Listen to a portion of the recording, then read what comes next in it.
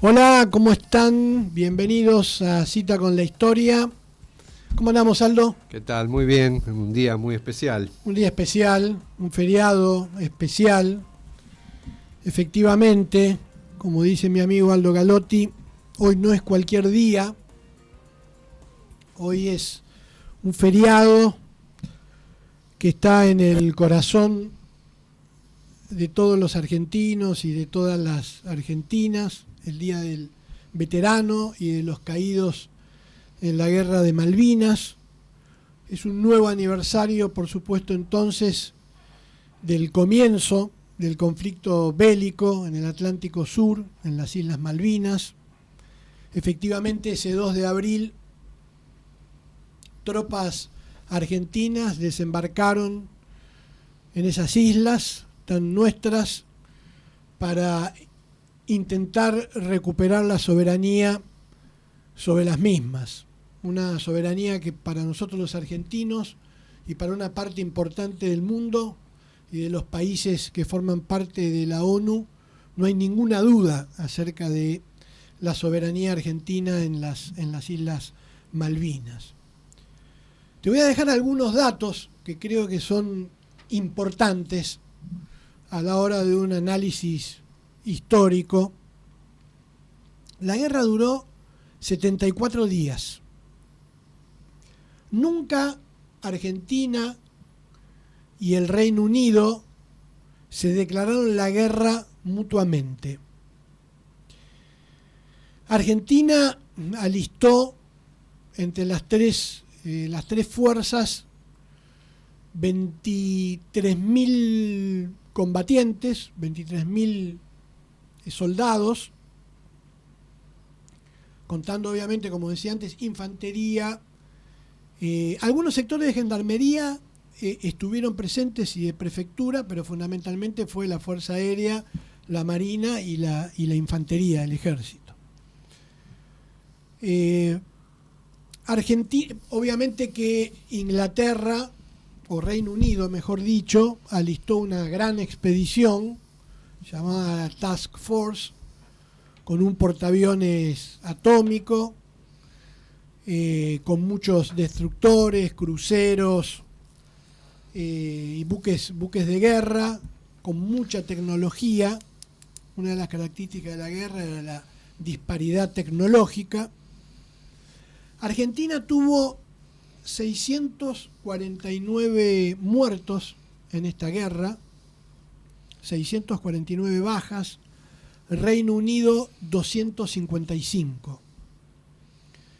Hay que explicar, porque creo que esto es importante, que de los 649 muertos argentinos, 323 eran tripulantes del crucero General Belgrano.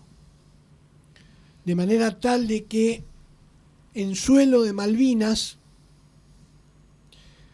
murieron el resto de los soldados, 326, pero también de esos 326 hay que contar la muerte de 40 pilotos de combate.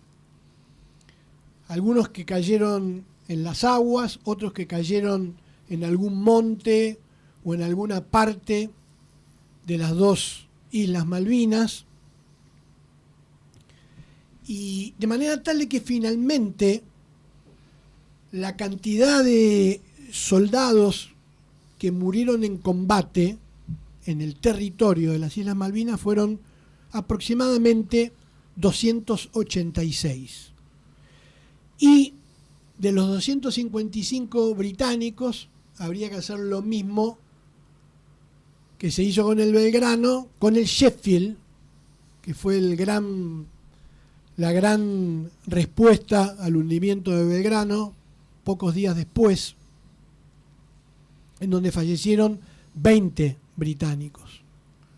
En el lugar en donde entró el Exocet, y según algunos dicen explotó o produjo una explosión, aparte del impacto murieron 20 personas. Quiere decir que en el terreno del combate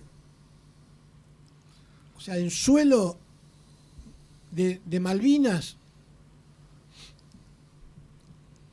los ingleses o los británicos tuvieron 235 bajas y los argentinos tuvimos 286 bajas. Lo que habla de que fue una guerra despareja en muchas cosas, pero no precisamente en el ánimo del combate y en la bravura de nuestros soldados, por más que, como se dice, muchos de ellos apenas si tenían la conscripción o algún tipo de preparación en la conscripción, no la conscripción completa. Es evidente que muchos oficiales pusieron de manifiesto cierta falta de competencia para el combate.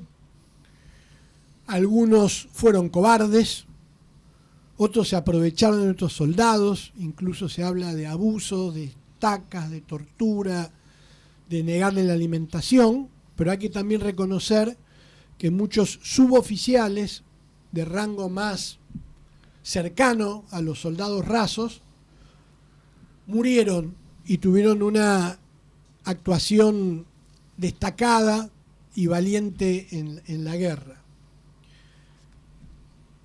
Teniendo en cuenta esta diferencia tecnológica que planteaba al principio,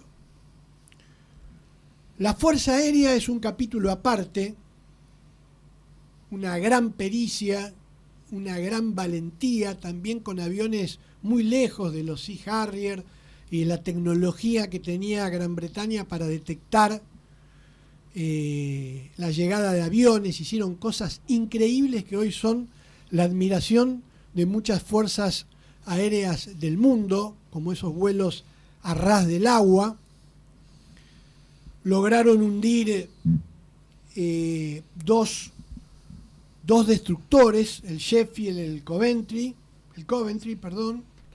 las fragatas Ardent y Antílope, el buque de desembarco Sir Galahad, el portavehículos, el Atlantic Conveyor, y averiaron muchísimos buques más. Tuvieron, por supuesto, muchas bajas, ya lo dije antes, 40, todos oficiales.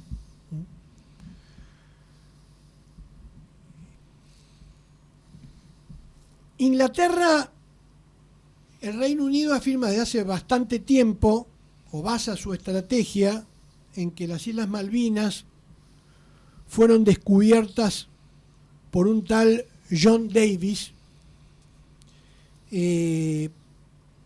No hay pruebas de eso, no hay registros que lo dejen establecido con claridad.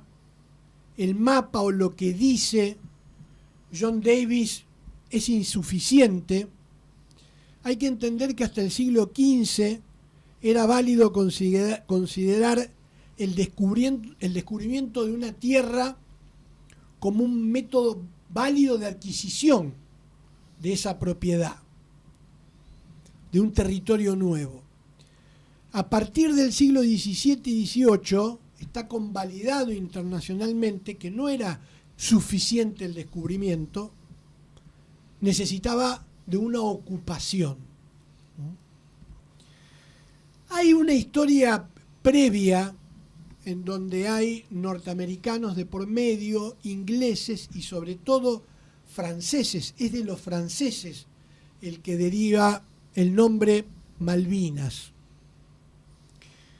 Sin embargo, son los españoles los que desde 1765 hasta 1811 tienen gobernadores o una suerte de gobernadores en las islas.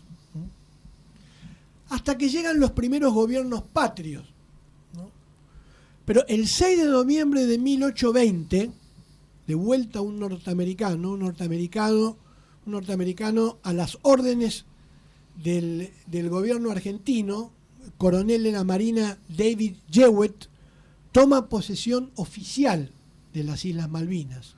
Recordemos, ya se había declarado la independencia, hacía 4 años, y se iza por primera vez la bandera argentina.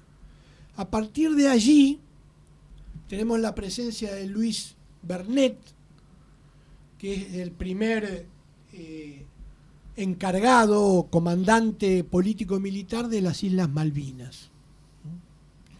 Y en 1833,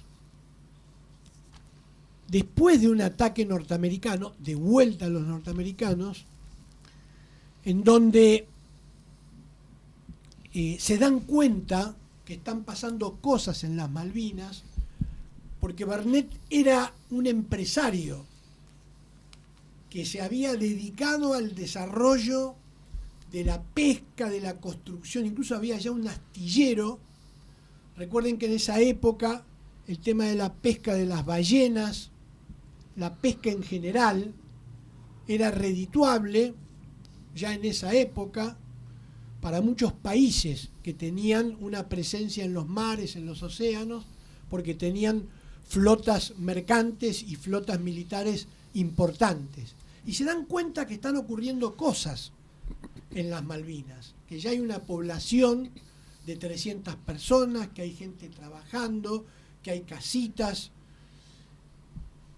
Y el gobierno de Bernet le prohíbe a dos buques norteamericanos que sigan pescando en la zona, los logra detener, captura esos 2 buques y Estados Unidos, en venganza, decide atacar a lo que iba a ser más tarde Puerto Stanley y para nosotros Puerto Argentino. Destruyen todo el asentamiento, queda mucha gente viva, comienza la reconstrucción, pero hay un contacto entre norteamericanos e ingleses. Los ingleses también estaban merodeando y sabían que podía haber algo ganancioso distinto a lo que vio muchos años atrás el que dice ser el que vio por primera vez a las Malvinas, a lo que iban a ser las Malvinas. Acá ya había movimiento, acá ya había una pequeña industria que ya estaba funcionando. Y en 1833 es el famoso desembarco de los ingleses y la usurpación de las Malvinas. Luego hay una revuelta de los peones que habían quedado y que, liderados por el gaucho, siempre me olvido del nombre. Sí. Bueno, siempre hay un nombre que me olvido, ¿no? Es la cábala de este programa. Pero un gaucho muy famoso, ya me voy a acordar el nombre porque el otro día lo vi en el museo, lidera una rebelión que cuenta con la adhesión de todos los peones. No solo que era una pelea antiimperialista, sino que también era una pelea de clases sociales. Obviamente la revuelta es sofocada, al gaucho lo llevan preso a Inglaterra, lo encuentran inocente a este gaucho, vuelve a Montevideo y hay algunos que dicen que va a estar de vuelta luchando en el bloqueo, en la guerra de la vuelta de obligado. De 1833 para acá, todos los gobiernos argentinos reclamaron por la soberanía. Esta es la verdad. Algunos más, otros menos. Tienen un rol muy importante distintos políticos que sacan el tema de la cúpula diplomática y lo instalan en el corazón del pueblo argentino. Uno de los que más hizo por eso fue Alfredo Palacios, que escribe un libro que empieza a estar en todas las bibliotecas escolares, se instala en el corazón del pueblo argentino algo que había permanecido en las cúpulas diplomáticas. No era un tema de la agenda popular, de la agenda del pueblo argentino. Y esto y otros gobiernos, no solamente fue Palacios, otros gobernantes y funcionarios instalan también este tema. Y empieza a estar en el ADN de la cultura popular argentina, que esto era algo, las Malvinas, que nos habían arrebatado injustamente los ingleses. En 1965 hay algo muy importante, que es una declaración de la ONU, que insta, votada por todos, que insta a la Argentina y al Reino Unido a discutir la soberanía, cosa que Inglaterra o el Reino Unido nunca cumplió. Hasta que llegamos a esta guerra, que hablábamos de los números, las cifras, los datos, como para contextualizar, que termina con la derrota 74 días después de la Argentina en esta guerra. ¿Qué causas tiene esta guerra?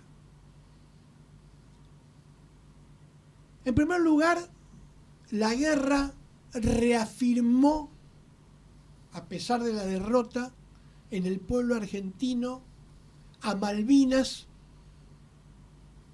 como causa nacional. Es decir, si gradualmente durante el siglo XX, por acción de políticos, de dirigentes, de funcionarios y de gobiernos y presidentes, el tema se instaló en el pueblo argentino después de la guerra de Malvinas, es prácticamente el único tema en donde el 85-90% de la población está de acuerdo. Es una causa nacional. Esta es una de las consecuencias de la guerra.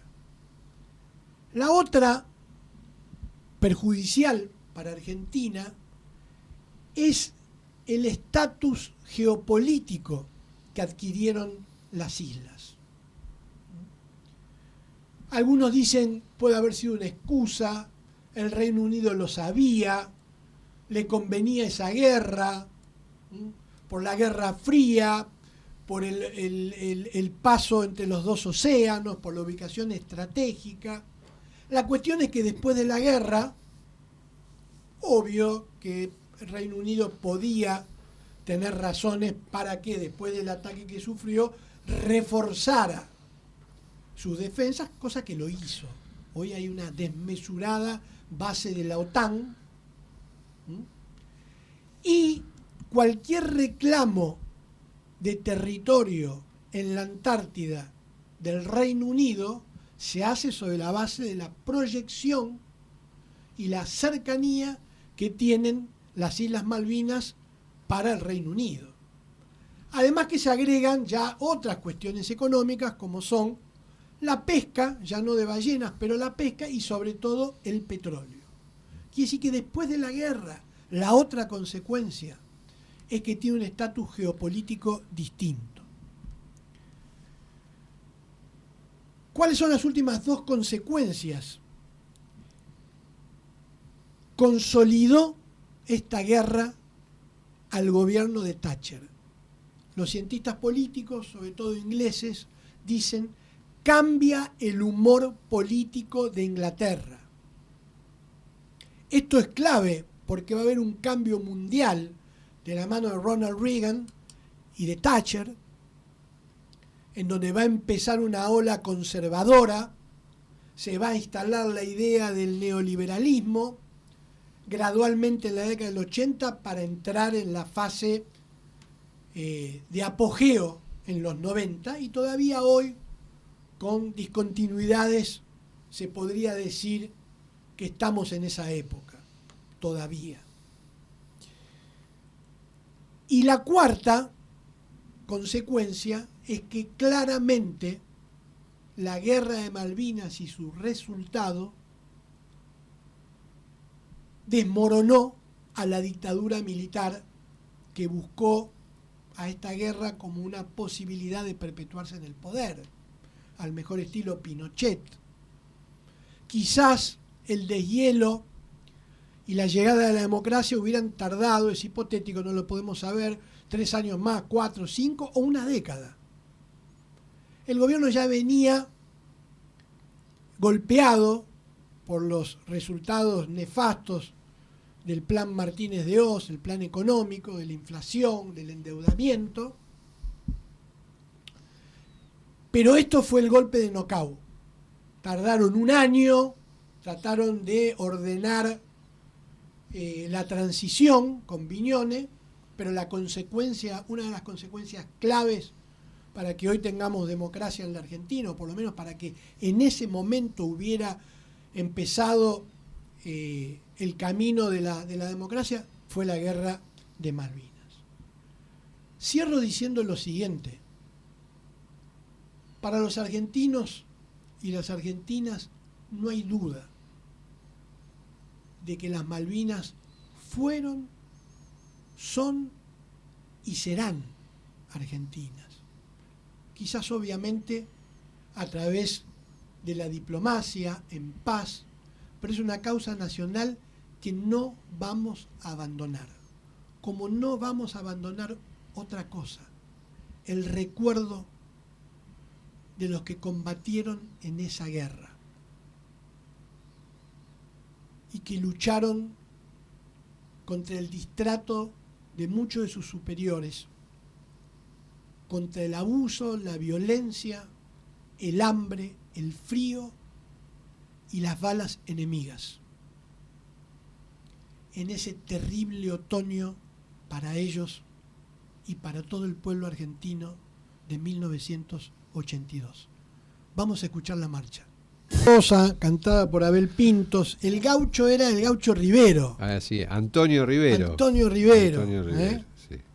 Bueno, ¿qué tenemos de efemérides, Aldo? Hoy no tenemos libro para recomendar, pero tenemos efemérides. Bueno, pero estamos leyendo los de las semanas anteriores todavía. Todo, sí.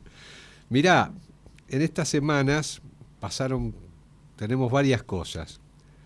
Una que me quiero por lo menos señalar, porque es un tema apasionante, fue que un 27 de marzo, nuestro país, en el siglo XX, participó en varias guerras, estuvo involucrado en varias guerras. Una es la que acabamos de ver, en la cual nosotros fuimos partícipes, obviamente,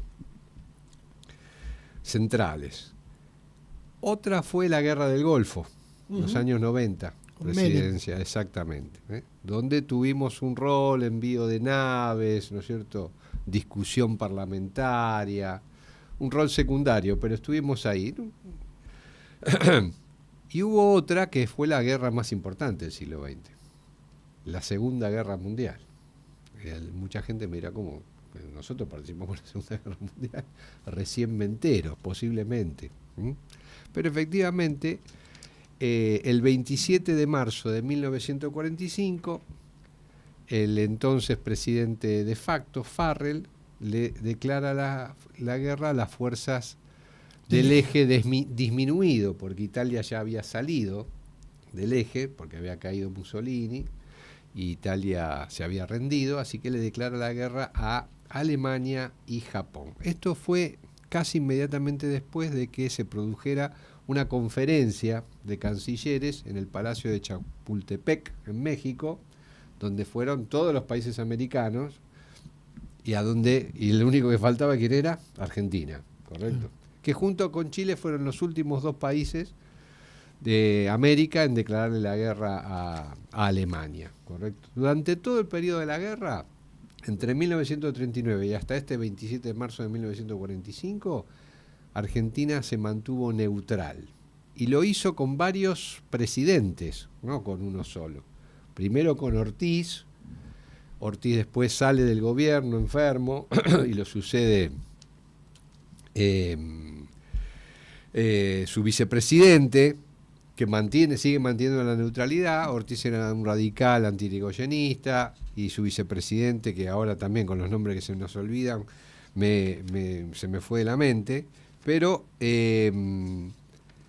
mantiene la neutralidad, era un conservador, Castillo, ahí está, Y después, cuando se produce el golpe de 1943, los presidentes de ese periodo, entre 1943 y 1946, que es cuando ganan las elecciones y asume la presidencia Perón, Ramírez y Farrell también mantienen la neutralidad. La rompe unos meses antes, como te digo, Farrell. Entonces hay toda una discusión, ¿no? Si mantuvimos la neutralidad durante 5 años, ¿por qué la rompemos 2 meses antes, 4 meses antes, cuando ya está todo decidido? Parece una avivada, ¿correcto? Una avivada argentina, ¿no? Estuvimos neutrales durante toda la guerra y al final nos sumamos al carro de la victoria. Obviamente los historiadores se dividen en estos análisis, ¿no es cierto? Algunos plantean, bueno, no, en realidad éramos neutrales porque le convenía a Inglaterra y los gobiernos conservadores estaban muy amigos de Inglaterra, y Inglaterra nos quería neutrales porque de esa manera nuestros barcos exportadores de alimentos, etcétera, llegaban, ¿no es cierto? Bueno, hay una parte de verdad en eso. Hay una parte. Como suele suceder, ninguna de esas cosas, ¿no? Nos hundieron un par de barcos, ¿no es cierto? Igual, pese a la neutralidad, y nuestras protestas nos hundieron un par de barcos. Pero también la neutralidad le servía a los alemanes, que habían montado acá, ¿no es cierto?, una red de espionaje que después les sirvió para... Y de inversiones. Y de inversiones, etcétera, que después les sirvió, cuando terminó, al final de la guerra, para su huida y su llegada aquí, ¿correcto? Al único que no les convenía era a los Estados Unidos, concretamente, que quería tener a toda América encolumnada y que finalmente lo va a lograr, con algunos países antes, con otros después. Brasil, como todos sabemos, se sumó y participó en la campaña de Italia. Y Argentina estaba también en una situación interna complicada, ¿correcto? Pensá que unos años antes había ocurrido la Guerra Civil Española, que mencionamos en el programa anterior, ¿no es cierto? La caída de Madrid. Eso había dividido a la sociedad argentina. ¿Por qué? Por la gran inmigración, ¿no es cierto? Acá cuentan que la Avenida de Mayo, de un lado estaban los republicanos y del otro los franquistas, y había tiros todos los días, ¿no es cierto? Y era una fractura en un país con una gran corriente inmigratoria. ¿Vos te imaginás a la Argentina declarándole la guerra a Italia? No sé, altamente improbable, ¿correcto? De hecho, como te comenté, declara la guerra cuando Italia ya se había rendido y Mussolini había caído y había sido depuesto por el rey. Entonces, había muchos factores que influían. Así todo, la Argentina, además de declarar la guerra, tuvo una participación porque muchos argentinos participaron en la Segunda Guerra Mundial. Muchos en el bando aliado, aproximadamente unos 4.500 argentinos, muchos con raíces obviamente en los países aliados, pero también hubo alrededor de 1.000 argentinos que sirvieron para las fuerzas de la Alemania nazi. Así que hubo una participación argentina en esa guerra, la guerra más importante, una declaración de guerra que no se materializó con movilización de tropas ni nada, pero que sí hubo una participación de argentinos en uno y otro bando. Hubo una declaración de guerra que implicó que se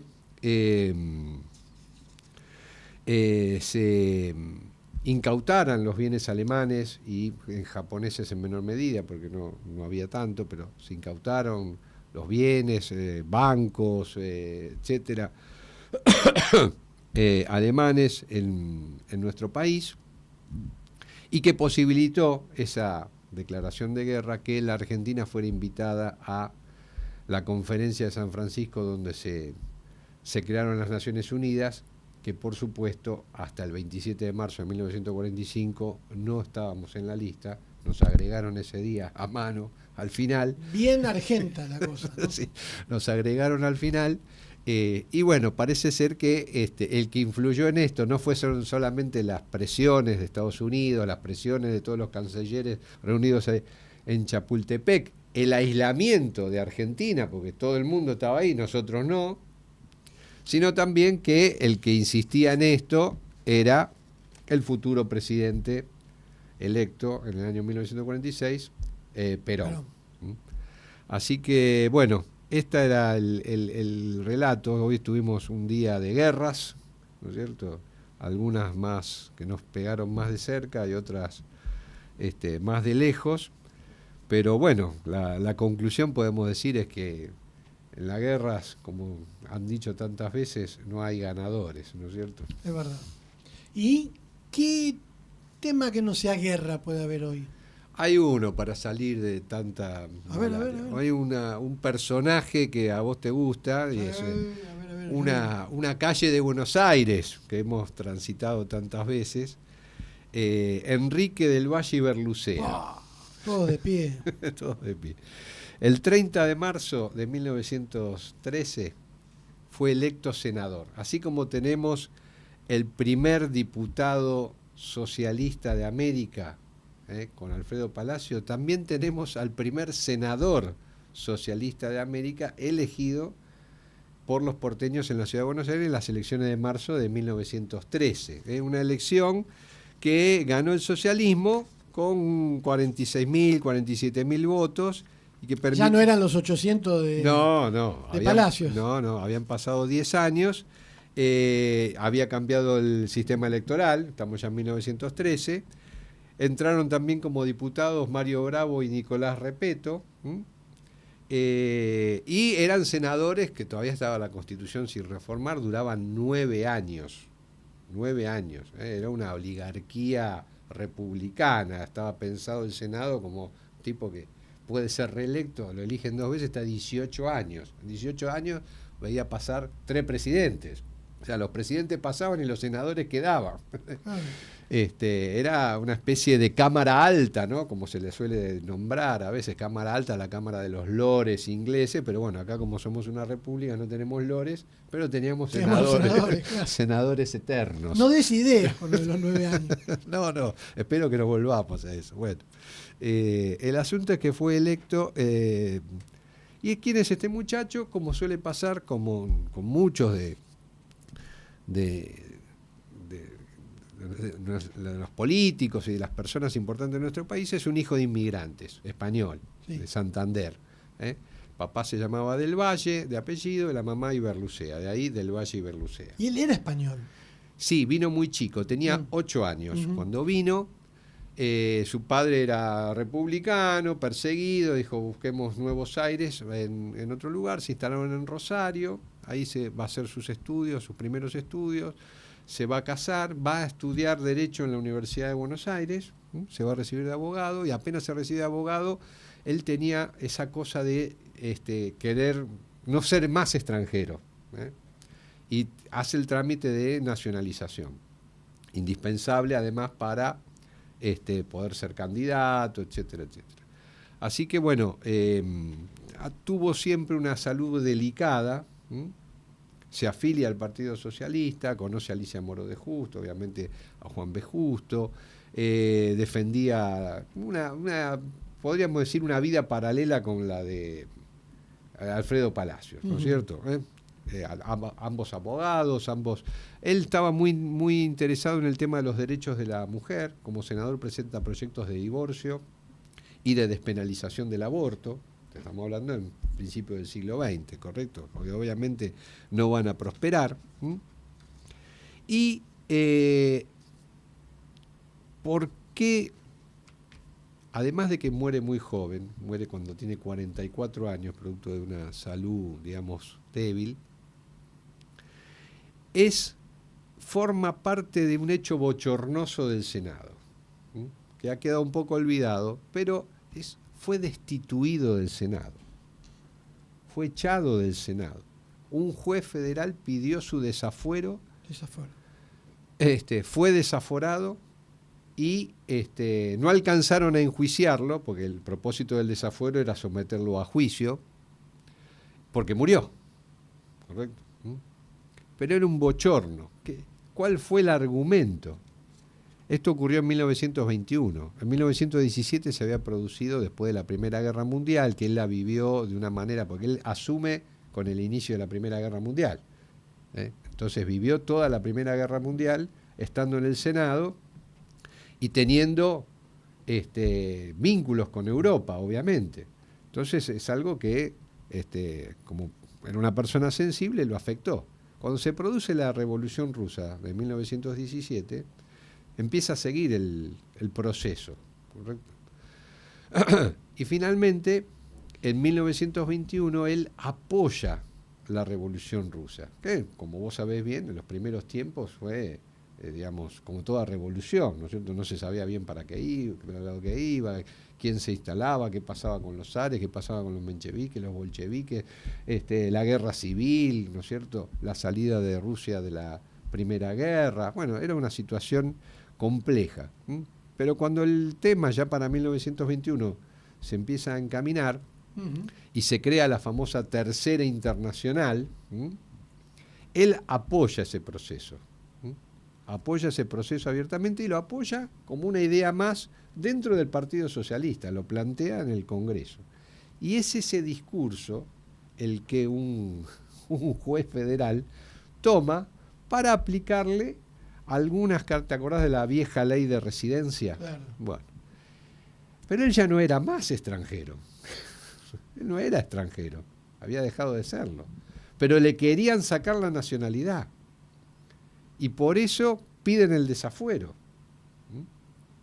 Y lamentablemente los conservadores en el Senado, en una sesión bochornosa, como te decía al principio, lo desafueran y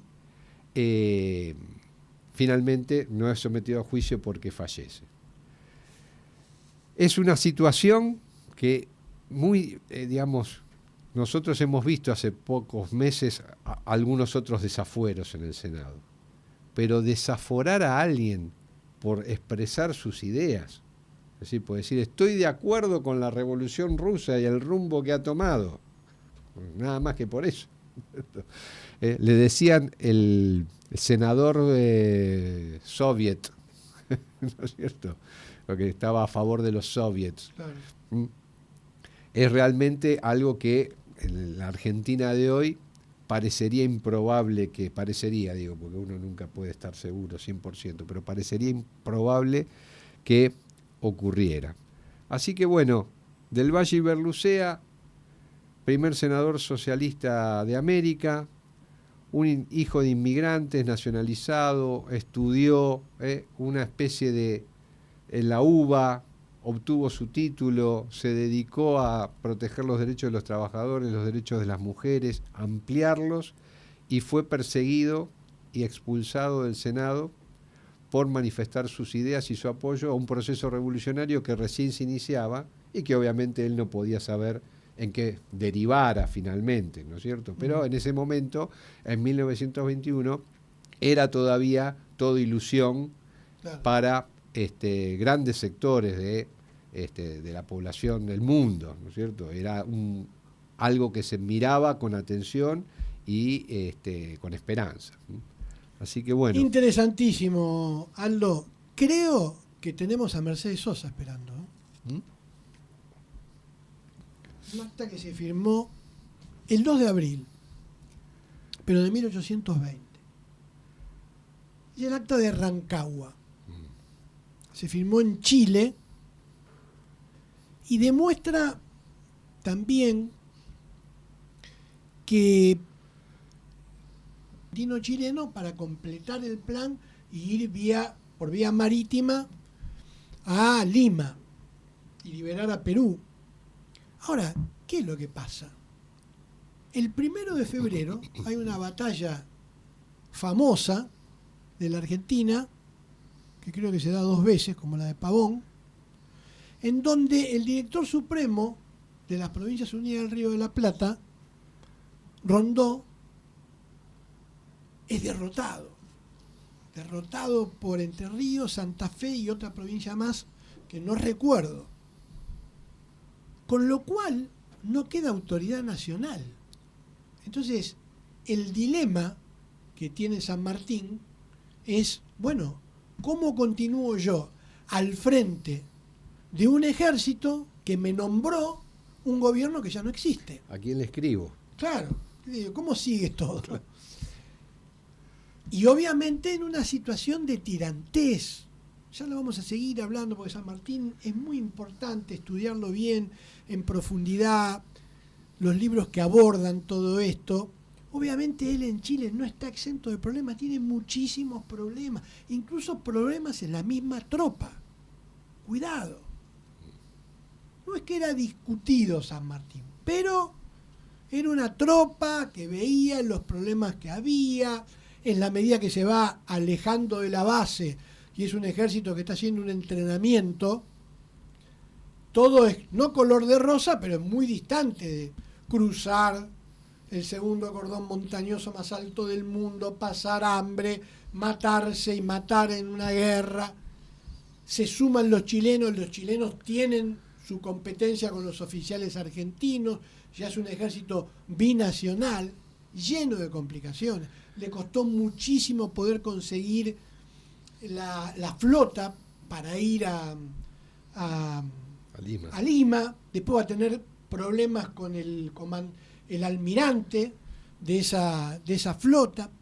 Todo muy complicado. Entonces, San Martín, que era muy ingenioso, muy sagaz, establece un procedimiento. Lo llama a Las Heras y le dice, mire, yo le voy a dar esta carta dirigida a todos los oficiales del ejército y usted la va a abrir a sobre cerrado en esa reunión. Todos se van a dar cuenta y van a escuchar esa carta que usted va a leer recién ahí. La carta es un documento fabuloso que fue encontrado relativamente hace poco.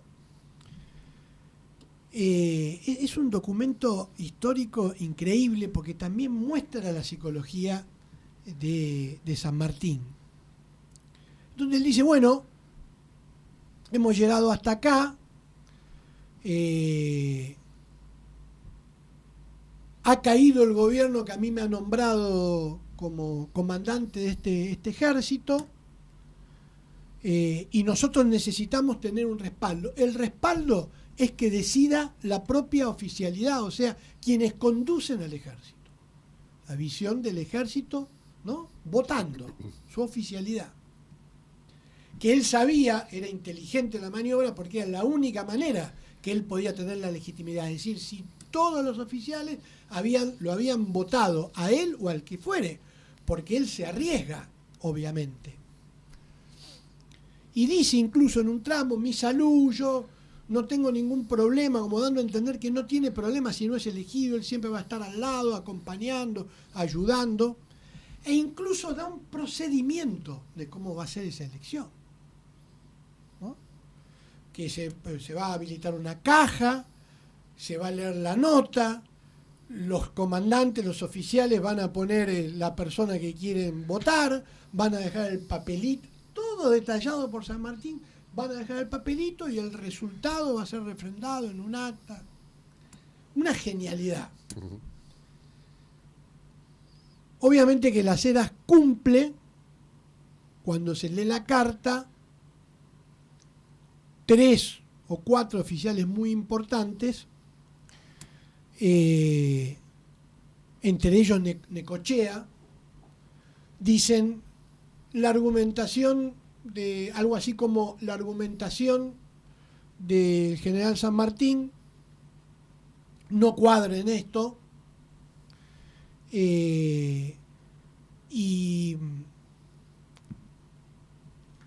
escriben esta nota, es la parte de esta nota, la resolución, y dicen como que no es necesario votar, lo vamos a hacer por unanimidad. Sí, sí. Y los temores del general San Martín son infundados. Si nosotros lo respaldamos, no habría ningún problema. Más o menos ese es el espíritu de lo que dice la nota, pero con ese lenguaje muy engolado de la época. Y concluye diciendo lo siguiente: respetadísimo jefe, queda sentado como base y principio que la autoridad que recibió el señor general para hacer la guerra a los españoles y además la felicidad del país no ha caducado, ni puede caducar, porque su origen, que es la salud del pueblo, es inmutable. Y le ratifican por unanimidad en un acta firmada por todos, como San Martín había dado las instrucciones, que una vez que se votaba tenía que tener la firma de todos. Y esta es la famosa acta de Rancagua, que disipa cualquier conato de sospecha de rebelión, y ya embarcan a San Martín en una cruzada que ahora sí es netamente americana, porque él ya se va a desentender,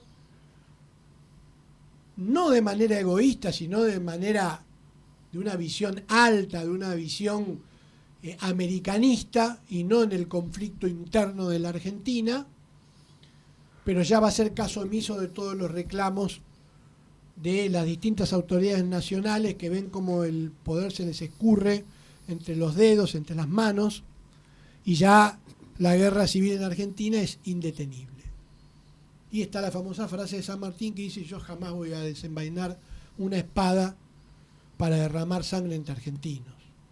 Y se va a concentrar en Perú. Lo deja O'Higgins en Chile, no exento de problemas, O'Higgins, y ya ahí, a partir de allí, se embarca en culminar como él pueda, como él pudo terminarla de alguna manera, y la continuó Bolívar, la independencia del Perú. Acta de Rancagua, 2 de abril de 1820, mientras la Argentina se hundía en una anarquía. ¿Vos tenés algo más? Creo que hoy hay otro día. Te queda, mirá, sí. 2 minutos. Lo miro al operador antes que nos diga algo. Tenés 2 minutos. Creo que hay un día importante hoy. Mirá, hoy hay varias cosas que ocurrieron en los últimos días de marzo que a mí me llamaron la atención, como para comentar. Por ejemplo, el 25 de marzo de 1957 se firma el famoso Tratado de Roma, que da origen a la Unión Europea. Sí. La Unión Europea que hoy está en crisis, el conflicto, la salida hace unos años de Inglaterra, el conflicto o la guerra comercial que ha iniciado Trump, la guerra en Ucrania, está en permanente tensión en los últimos años, pero... Ya quedan poquito, 40 segundos. Bien, pero queda, digamos, es una construcción realmente... Vos decís que es el antecesor... Es el antecesor... El que pavimenta el camino a la Unión Europea. Exactamente. El Tratado de Roma es donde se asienta la Unión Europea. Y el 26 de marzo de 1991 se celebra el Tratado de Asunción del Mercosur, que obviamente tiene como norte el de la Unión Europea. Nosotros estamos bastante más lejos de eso. También estamos en crisis, obviamente el Mercosur está en una grave crisis. Pero esas dos fechas coincidentes, 25 de marzo de 1957 y 26 de marzo de 1991, los intentos de regionalizar, no solamente desde el punto de vista económico, sino también social y cultural y político. Bueno, llegamos justito al final, nos vemos la semana que viene en Cita con la Historia. Chau.